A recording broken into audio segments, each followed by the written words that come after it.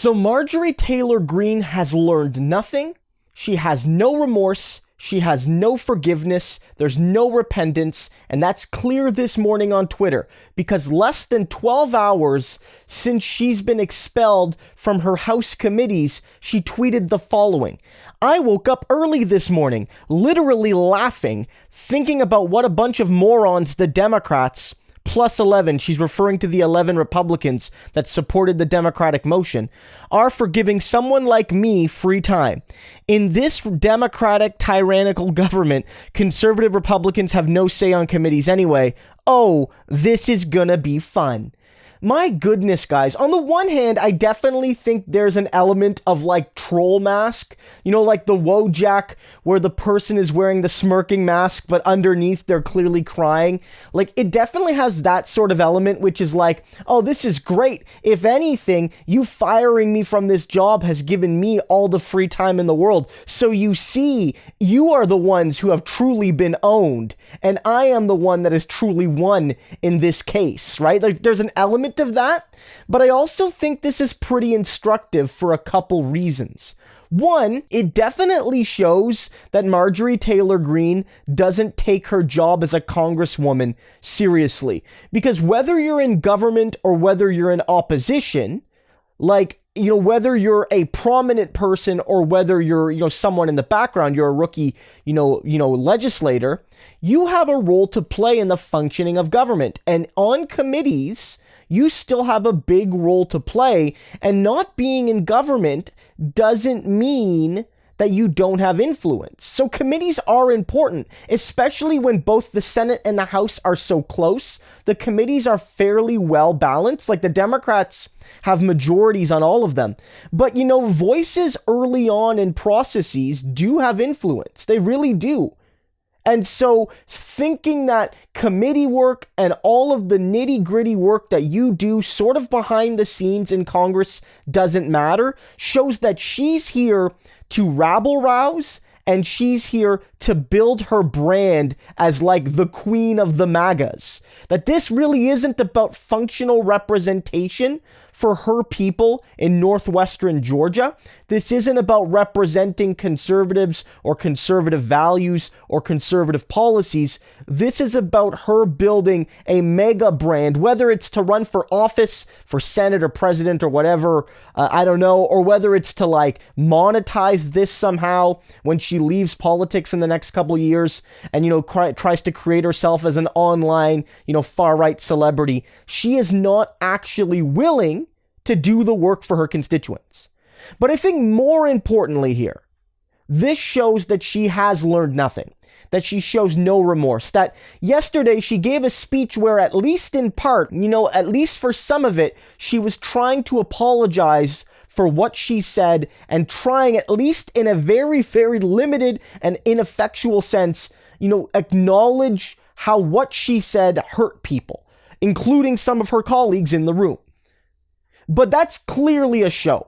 Like, it was a bad show last night, but this was clearly always a show. Because now that she's been booted, but she now knows that the vast majority of Republicans stand with her, all but 11 in the House, she realizes that, like, she can just say what she wants and there's no consequences. Really.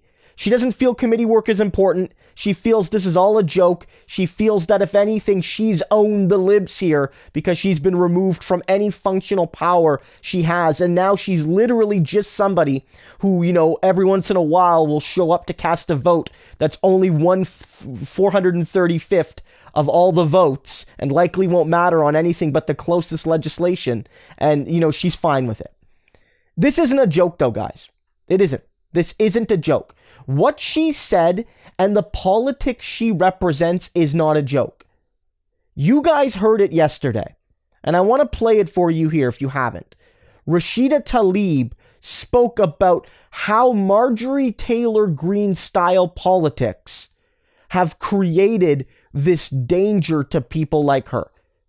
Remember that Marjorie Taylor Greene specifically, attacked Rashida Tlaib and Ilhan Omar by coming to the Congress in early 2019, when they were first becoming members of Congress. Marjorie Taylor Greene was just a citizen at that point. and trying to get them to swear on the Bible instead of the Quran. And it's all connected to what you're going to hear from Rashida Tlaib right here. I asked her to go last because I get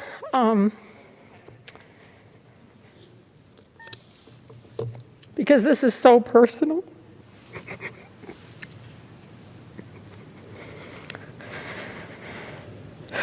This is so hard because, as many of my colleagues know, my closest colleagues know, on my very first day of orientation, I got my first death threat. It was a serious one. They took me aside. The FBI had to go to the gentleman's home. I didn't even get sworn in yet, and someone wanted me dead for just existing.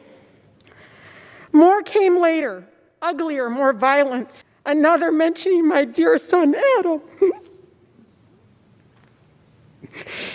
Mentioning him by name. Each one paralyzed me each time. So what happened on January 6th, all I could do was thank Allah that I wasn't here. I felt overwhelming relief, and I feel bad for Alexandria, so many of my colleagues that were here. But as I saw it, I thought to myself, thank God I am not there. I saw the images that they didn't get to see until later.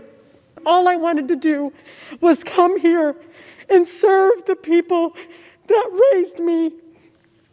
The people that told my mother, who only had 8th grade education, that she deserves human dignity. People that believed in me. Guys, this is why it's not a joke. And this is why Marjorie Taylor Greene needs to be expelled. It's not going to happen because you need 2/3 of the House to do it. And given what we saw, only 11 Republicans voted to remove her from committee. And my inkling is that unless she ratchets up the crazy a bunch more, you're not going to get people that voted to keep her on committees to vote to expel her. You need dozens and dozens and dozens of Republicans, minimum, to get rid of this lady. It's not going to happen, but it does show that for right now, all she's going to do is take this moment to cause further damage. She must be removed. I don't think it will happen, but if it doesn't happen, Kevin McCarthy and Republican leadership need to be punished at the next election.